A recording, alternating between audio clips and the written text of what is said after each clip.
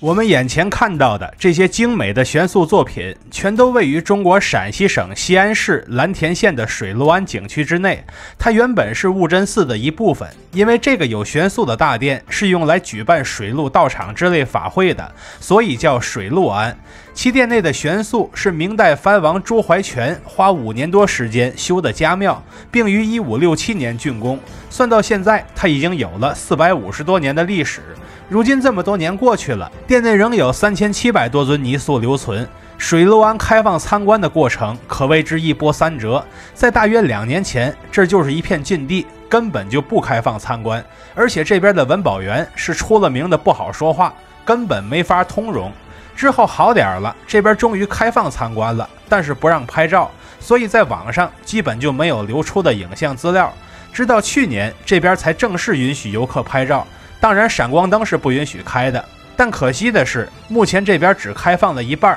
而后半侧的这些地方目前还是在修缮中，是不允许游客参观的。按照我对国内文保单位尿性的观察，后半侧的这些悬塑这辈子都够呛能看见实物了，甚至前边能看的这一半不仅加了栏杆，最近还额外加了一道绳子，游客活动范围越来越小了。如果哪天这边宣布全面关闭修缮，我一点都不会惊讶。所以趁着前半部分能看能拍，就赶紧把它看了拍了。因为水陆庵的造像拥有极高的美学价值以及历史价值，所以这里既是全国重点文保单位，也是我2025年黑神话悟空巡礼之旅的重要一站。本期视频也是我黑神话悟空巡礼系列的第36期，各位可以在我的主页找到黑神话悟空的节目合集，从而观看系列内的其他内容。取经取的哪里还用得着我多说吗？整个第3章到处都是水陆庵的元素，其中此类元素最密集的地方就是黄梅的大雄宝殿了。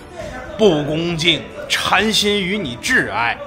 看看我这大雄宝殿，难道不比那灵山气派？大家好，我是徐工，这次一定点关注，下次旅行不迷路啊！我们现在这个地方是陕西的蓝田水陆庵啊，看目前这个大殿里边就我一个人，一会儿咱们就来一起好好的逛一逛这。我是2025年1月上旬去的，当时天气冷得很，门口缸里的水都冻冰了。参观水陆庵是免费的，但需要交5元钱的停车费。它的对面则是我们前面提到的悟真寺。来水陆庵就是冲着悬塑来的，所以一路什么都不看，就直奔后边的诸圣水陆殿。进去之后，眼前是豁然开朗，满屋子的悬塑扑面而来。之前我去长治观音堂，屋子里特别黑，什么都看不见，但水陆庵是有灯泡的，就算外边是阴天，屋里也能看得清楚。为了帮助大家预览大殿内的结构，我做了一张布局图，方便大家了解殿内的悬塑布局。待会儿讲到具体的区域时，我们也会用这张图标识出具体的区域。一键3连后，我们的旅途正式开始。首先，我们来到正面区域，观看正面的三世佛塑像。它的牌子上写的是释迦牟尼，其左右斜视位为阿难迦摄，主佛的头上顶着罗发，眉间白毫有彩色留存，并以家夫坐姿坐于3层仰莲宝座之上。资料说主佛身穿半袒右肩式袈裟，我个人持有不同看法，因为这衣服是左右对称的，不像是半袒右肩袈裟，反而更像是福达双肩下垂式袈裟。这类的衣服有明显的从后向前垂的效果，迦摄穿的这件才是半袒右肩式袈裟，左肩膀袒露的更多，而对面阿难穿的则是一件交领广袖长袍。这件衣服是绿色打底，上面有立粉贴金的云龙纹以及大量的金色宝相花装饰。但疑点很快就来了，主佛双手合十于胸前，结最上菩提印，也就是毗卢印。既然结了这种手印，那么确切来说，我们在这个位置看到的应该是大日如来，也就是法身佛毗卢遮那佛。现在我们再来重新看一下布局图，发现应身佛和报身佛都在前殿的角落里，那主佛是毗卢遮那佛，自然也就合理了。这就意味着蓝田水陆庵的前厅里不仅明面上有3世佛，暗地里还藏着3身佛。现在我们再来细看主佛背后的背光区，这边除了大批的花朵装饰之外，也暗藏了其他的玄机。先看背光区最顶端，其最右侧为鬼子母。这位恶神曾经发愿要吃尽城中的孩子，佛陀为了惩戒他，就把他的幼子爱奴压在钵盂之下。鬼子母为了救下儿子，特特意请来几个天王，又搬又翘，却根本救不下钵盂下的儿子。此时佛陀问龟子母：你如此爱自己的儿子，那么别的父母又当如何呢？从此龟子母认识到了自己的错误，最终皈依佛门，成为了佛教护法，也就是儿童的守护神。而这一整片地方的构图，你们觉得眼熟不眼熟？在黑神话悟空的卧虎寺里可真有这样的构图，虽然不一定是全面取景，但绝对是古代造像艺术的赛博新生。然后我们再来看其他的，主佛的头顶中央为金翅鸟加增拿，其左右两侧貌似飞天的则是龙女那罗拿。再往下看，能看到两侧各有一条摩羯鱼布罗拿，在它附近的角落里则藏着飞羊波罗拿，最靠下的位置则是白象救罗拿。如果再有一对狮子弗罗拿，再把它们合并到一起，那就是佛教中的六拿具。可偏偏我就没找到它。每次在背光里找六拿具的时候，它总是给我缺一样，大约是有些元素已经消失在历史的长河中了。最后看一眼主佛的须弥座，束腰处有4个力士在承重，如果仔细看，还能从4个力士的头顶看到一层仰莲，属实是细节满满。可惜以前的彩绘大都脱落了，不然它的看点还会更多。看完中间的释迦牟尼佛，我们再来看北侧的阿弥陀佛，重点看它和释迦牟尼不同的地方。仔细看，阿弥陀佛是有黑胡子的，他面部区域的颜料比上一尊佛像保存得更好。佛像有胡子是正常的，虽然佛没有性别，但佛的现实原型是有性别的。再往下看，阿弥陀佛以家夫坐姿，坐于2层仰莲宝座之上，双手则平放于腿上，结禅定印。其后方背光区上有一座天宫楼阁，它的屋顶是1高2低结构，这个叫做断檐升降口。其檐下的雀替有红绿2色彩绘，下方的窗棂则是双胶4碗纹。阿弥陀佛左斜侍卫的造像是一个头上戴冠的青年文官，其身穿红色广袖长袍，手中托有供盘，盘中上有褪色缺损的宝物。右斜侍卫则是一个道士装束的老者，手中托有一个手帕，但上面的东西已经不见了。看完北侧的阿弥陀佛，我们再来看南侧的药师佛。这尊佛像的脸上只有很淡的胡子印儿，黑色颜料已经掉差不多了。其双手向前结说法印，背光区也有天宫楼阁，而天宫楼阁之内的一佛二菩萨乃是东方三圣，分别是药师佛、日光菩萨与月光菩萨。药师佛的左斜侍卫是一个戴着束发冠的供养人，以侍者身份出现，其手中托有手帕和供盘，供盘上有一件褪了色的物品，虽然这个褪色了，但侍者衣服保存还挺完好的，色彩也非常鲜明。药师佛的右斜侍卫是一个道士打扮的供养人老者，其腰间还系了一根丝绦，其手中所托的供盘里面有一个很大的药葫芦。至此，我们已经看完了正面的30佛雕像，同时不难发现3尊佛像的侍者兼有儒家和道家的元素，这些杂糅混搭的元素正是儒释道3教合流的具象化体现。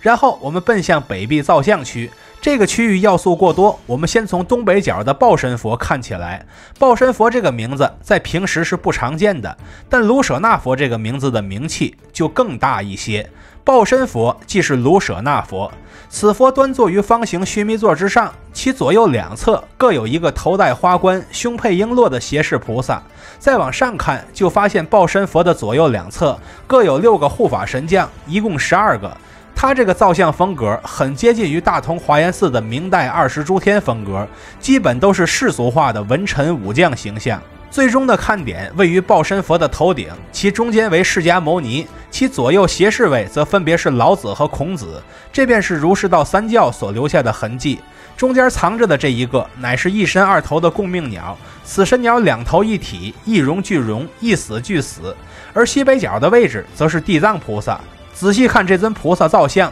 隐隐约约是有胡子的，菩萨双手全都掉了，大概率结的也是说法印。菩萨身边也有几个残损的小悬塑造像，一般用来代表菩萨的化身，其原型或与当时的供养人相关，但头都没了，已经不好考证了。最后看菩萨左右两侧的胁侍弟子，虽然又远又不清楚，那咱们也能认出来，年少者为道明，年老者为道明的父亲闵公。现在我们来将目光投向北壁的悬塑区，最底侧便是12尊神将，但半身都被挡住了。根据水罗庵的最新规定，游客已经不能近看了，所以神将身上的细节我们看不全，连手臂的数量都看不全，所以原则上能看多少算多少，看不到的不强求，就主打一个遵守规矩。现在我们开始从外往里看，第一位神将头上梳有发髻，身穿护胸软甲，肩上有风带飘舞，眉骨突出，眼睛向上看，我们能看到他的4条手臂，其上方2个手臂持有法器，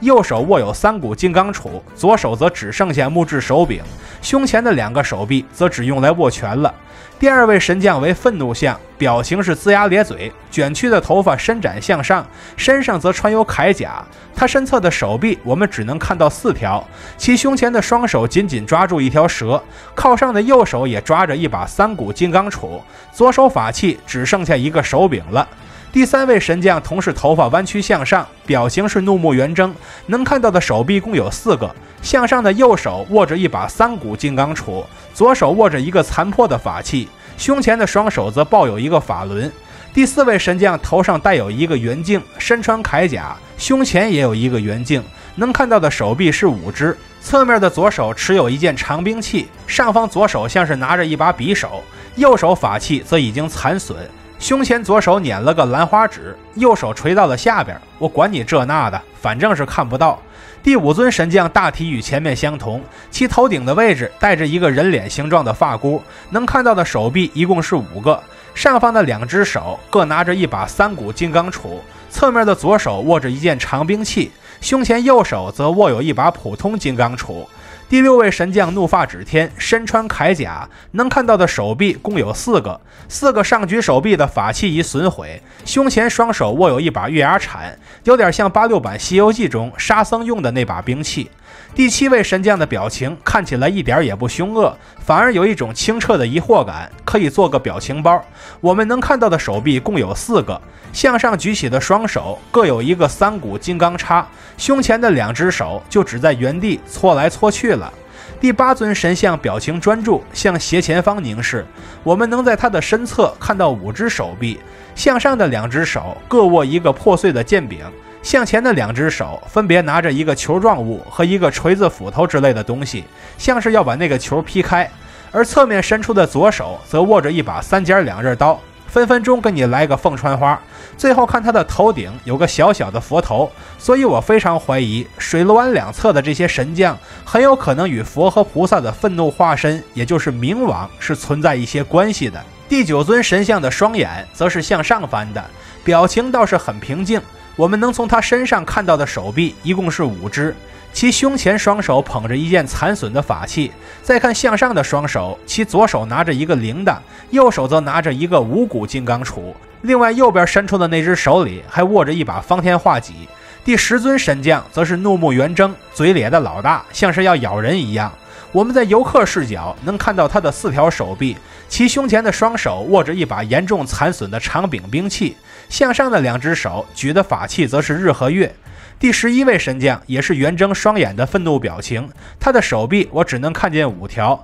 其向上举起的双手各自握着一个破损的法器，侧面伸出的右手则握着一个严重破损的长杆兵器，其胸前的2只手则托着一个钵盂，这是唯一相对完好的地方。第12位神将在最里边，游客被外边的绳子拦着，根本没法过去看，所以除了他这委屈巴巴的表情以及上方右手持的棒状法器之外，其余一概都看不见。至此我们就看完了北壁最下层的12位神将，然后我们准备往上看，这第2层是500罗汉渡海的往事。你看这些神态各异的罗汉造像，他们的背景就是滚滚的海浪，他们所渡过的海便是人世的苦海。当然这些看看就好，这不是重点，重点在第3层上，这边所演绎的是释迦牟尼一生的故事。北壁玄素重点描绘了世尊的前半生，但这方面的资料非常不全，我们来试着解读一下。世尊释迦牟尼的前世为摩诃萨埵王子，因在林中见老虎母子饥渴将死，于心不忍，便让老虎吃下自己，老虎一家也得以活命。这个故事便是著名的舍身饲虎。之后他以菩萨之名化身为白象，投胎到净饭王之妻摩耶夫人腹内。摩耶夫人怀孕后，便从幼类生下了太子乔达摩悉达多。此子降生之后，一手指天，一手指地，是为天上地下，唯我独尊。同时天空还出现了9条龙，吐水为其沐浴。这个悬塑做得太抽象了，我给你们找了个更具体的。此处取景自重庆大足石刻的宝顶山景区，你一眼就能看出来是怎么回事。而这座建筑的顶端则是孔雀明王悬塑。既然后殿的孔雀明王看不到，就先看这个过眼瘾。之后阿斯陀仙人来到净饭国，见到悉达多太子后，便预言其日后将要成佛。当然这处悬塑也有另一种说法，说这是佛陀回国说法，连他的父亲净饭王也跪在他的面前聆听。反正这两个说法我们都了解一下。仔细看这个下跪者的装束，这分明是中国古代的官员衣冠，那就是佛教本土化的证据之一。悉达多太子长大成人后，便在林中苦修6年，后宝师牧羊女送来的乳糜后，便来到尼连禅河沐浴，洗去多年的污垢，最终于树下苦思749天，终成大道。这边用中式的古建筑来代替了菩提树。看完了北壁的造像区，我们再来看南壁的造像区。先看东南角的应身佛造像，此佛左右同样各斜视一菩萨，手印与坐姿与上一尊佛相同，其身侧也有12诸天神将。方形须弥座的角落处各有一承重力士，其头顶还有一处华盖，而佛的头顶位置则又是一处全新的看点。仔细看，暗处的这3座雕像是谁，也存在着一些争议。我们暂时以官方画册为准，将其定为西方3圣，也就是释迦牟尼居中，观音大势至2位菩萨居于两侧。释迦牟尼左右斜视位是阿难迦摄2弟子，另外最外侧还站着一个善财童子，与之相对的位置则是龙女。看完这边，我们再来看东北角的药王菩萨。这位菩萨的头上戴着一个非常纷繁华丽的化佛冠，其侧面还插有金钗，而金钗下面的流苏居然还被相对完整的保留了下来。菩萨左手握有一个药葫芦，右手手指向前弯曲，猜测原本也握有东西，但现在已经不见了。药王菩萨的须弥座下有一个虎，旁边柱子上则有一条龙，合到一起便是药王坐虎真龙的故事。这是将孙思邈的传说给融入进来了。然后我们往周边看，药王菩萨头顶的悬塑已经严重破损，只剩下了少许的残迹。药王菩萨的身边则是流水长者子本生故事。相传流水长者在行路时见到1万条鱼在浅水中枯渴难耐，即将死去，他便找国王借来大象，运来清水救下这些鱼。后来这1万条鱼死后升为1万天子，并带来很多珍宝，酬谢了流水长者。后来这位善良的流水长者便成为了药王菩萨。而下方的两侧则是中国古代的10大名医，分别是扁鹊、华佗、张仲景、皇甫谧、叶贵、孙思邈、薛生白、宋慈、李时珍、葛洪。靠前的2位就是其中的孙思邈和华佗，内科的先生孙思邈，外科的先生华佗高。孙思邈、华佗高32岁，保唐朝正宫的国母得了病，我是捻针好墨治好了，我1针治好了娘娘的病，他是2针扎好龙一条。现在我们该看南壁的12尊神将造像了。最里边的第1尊神将造像目前已经不允许靠近去看了，我们只能看到这位神将表情平和，发型是强者的发型，外侧能看到的手臂是4个，但均已严重残损，已经认不出法器的样子了。第2尊神将造像只能看到他怒发指天，但是很可惜，他几乎被另一个神像挡住了，而且游客不可以走近去看。所以除了一条上方残损的手臂之外，几乎什么都看不到。第3尊神将造像就好多了，他正在向右前方怒目而视，我们能看到他的4只手臂，其胸前的右臂举着一把长剑，向上举起的手臂则握有金刚杵。第4尊神将则怒目圆睁，身上穿着铠甲，但手臂上没有护甲。我们一共能看到5只手臂，其胸前的双手里握着一把3尖2刃刀，头顶的双手则各握着一把剑，另外侧面还伸出一只右手，并握持着一把长柄兵器。第5位神将也是愤怒的表情，其头发弯曲向上竖立，发根处有一个白色发箍。我们能看到的手臂是4个，其胸前的双手在抱拳，上面还横着一把宝杵。它和寺院中常见的维陀造型颇为相似，其头顶举起的2个手臂，则分别拿着五谷金刚杵和铃铛，这也是佛教中的常见法器。第6位神将虽然距离我们比较近，但可看的细节有限。他身体2侧的手臂，我们也只能看到4个，其胸前双手抱有一个法轮，上方双手中的法器就全都损毁掉了，所以说他看点有限。第7尊的神将造像，其表情为惊恐相，头顶还有一个小小的人头状物，对应我刚才的冥王猜测说，我们能看到的手臂一共有4个，其胸前左手握有一长矛状长杆兵器，侧面伸出的左手则握有一个棍状兵器，而头顶的2只手则各握有一只金刚杵。第8尊神将造像，其表情凝重，身上除了穿铠甲之外，胸前还有一面护心镜，背后可见一根飘带。我们能看到的手臂一共有4个，其头顶的2只手中，右手握着一把剑，左手法器残损，身侧的右手握着一个残破的杆状物。第9尊神将造像，其头上戴冠，眼睛向斜前方凝视。我们能看到的手臂只有头顶支棱出来的2只手，手中各自握着3股金刚杵，其余都在下边被盖住了。第10尊也和他差不多，只能看到上边的2只手，右手还握着一把大刀。但这位的区别在于，他是光着膀子，没穿盔甲，所以能发现其手臂上还有臂穿，脖子上还有项圈，这就叫东边不亮西边亮。虽然铠甲没了，但是其他的细节反而更加清晰了。第11尊是愤怒的表情，其身穿铠甲，我们能看到的手臂是4只，向上的2只手臂托举日月，这个和对面的一样，但是伸到前边的手，资料说是拿着宝杵。我就问一句，世上有这样扁平的杵吗？实在是太抽象了，看不懂。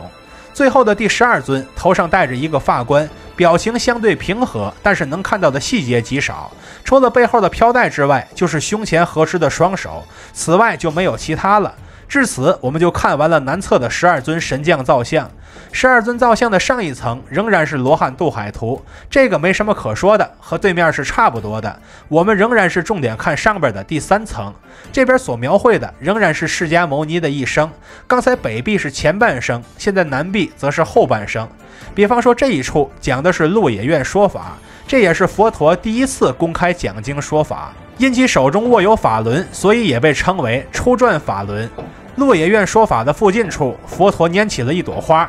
旁人都不解其意，只有迦摄尊者面带微笑。此时佛陀解释道，一花一世界，只有心无杂念者才能感受到这世界的美好之处，是为拈花微笑。鹿野苑说法的下方有一个女子前来供养佛祖，这个女子叫做安婆婆离，是印度最美的女人，身份则是当时的官妓。在听了佛祖说法后，她决定皈依佛门，并就此受戒。后一处讲的是佛陀涅槃，躺在床上的是佛陀，周边的弟子神态各异，修行深者为佛陀脱离苦海而欣喜，修行浅者仍在伤心哭泣，其中还有一个在掐人中。有这样掐人中的吗？佛陀涅槃之地的2侧，一侧为钟楼，一侧为鼓楼，这也是寺院中的常见配置，视为晨钟暮鼓。佛陀涅槃的附近便是诵经拜塔的场所，这是一座8层塔。时至如今，佛塔仍然是安放高僧舍利，供信徒绕塔参拜的场所。与之相对的，则是一座7层塔，塔在梵文中读作浮屠，这座塔便是我们常说的7层浮屠。而下方的其余场景，则是佛陀弟子对佛法的整理和发扬，那些往事便以悬塑的形式一路流传到了今天。至此，我们就看完了蓝田水陆庵目前开放区域的全部悬塑造像。至于这次看不到的后半部分，不妨就交给未来，交给时间，交给机缘。其实我现在担心的并不是后半部分会不会开，而是前半部分会不会再次关闭。这世上没有什么是永恒的，如果这么精美的悬塑造像，未来哪天关门了，看不到了，那怎么办？答案就只有一个，要看就得趁早。虽然冬天冷不适合出门，虽然它只开了一半，虽然看悬塑的阻碍越来越多，但我仍然可以把它拍下来，做成视频，让全世界向往美好的人，哪怕远个万里，也能欣赏到它们瑰丽且壮观的样貌。这才是喜见料峭风，乐听奔雷水，天命不由己，未竟亦可为。看到这里的朋友，欢迎订阅加小铃铛，和徐公一起读城，一起旅行。